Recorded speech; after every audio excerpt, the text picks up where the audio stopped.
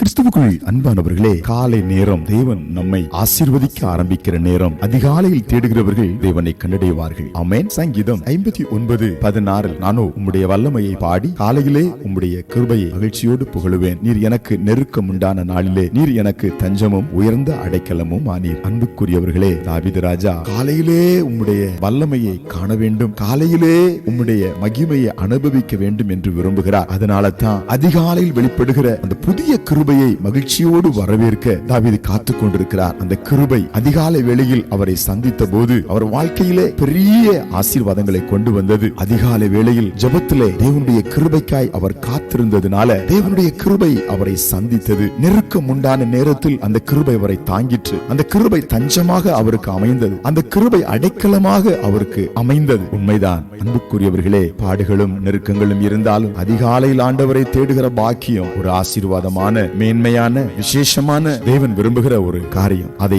செய்வோம். தஞ்சமாக, அடைக்கலமாக, அரணாக, கோட்டையாக ஆண்டவர் நம்மோடு இருப்பார், நம்மை பாதுகாப்பார். நிச்சயமாய் அதிகாலையில் நீங்கள் ஆண்டவரை தேடுகிறபடினாலே அந்த மகிமையான கிருபை உங்களை சந்திக்க இறங்கி வருகிறது. அல்லேலூயா. உங்கள் பலனை அது புதுப்பிக்கும், உங்கள் வாழ்க்கையை அது புதுப்பிக்கும். ஜெபிப்போம். பரலோகத்தின் பிதாவே, இந்த காலை வேளையிலும் புதிய கிருபைக்காக உம்முடைய முகத்தை நோக்கி பார்க்கிற பிள்ளைகளை சந்தித்து அவர்களுக்கு இருக்கிற நெருக்கங்களையும் பாடுகளையும் மாற்றி ஆசீர்வதிப்பதற்காய் ஸ்தோத்திரம். இயேசுவின் நாமத்தில் ஆமென்.